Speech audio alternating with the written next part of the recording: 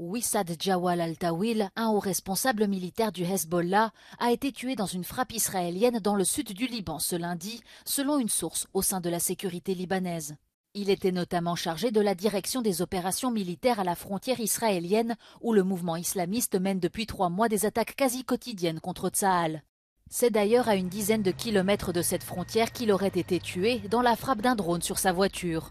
Le ministre de la Défense Yoav Gallant a déclaré qu'Israël allait mettre peu à peu fin à la phase des manœuvres intenses dans la bande de Gaza.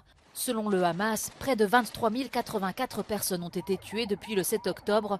249 sont mortes au cours des dernières 24 heures. Des milliers d'autres Gazaouis sont partis vers le sud alors que les combats entre les forces israéliennes et les combattants du Hamas font rage dans le centre de l'enclave palestinienne. Plus tôt dans la journée, le secrétaire d'État américain Anthony Blinken est arrivé en Arabie Saoudite pour éviter que la guerre ne s'étende dans la région. Washington cherche à rassembler les dirigeants arabes pour obtenir non seulement une trêve, mais aussi préparer l'avenir de Gaza après le conflit.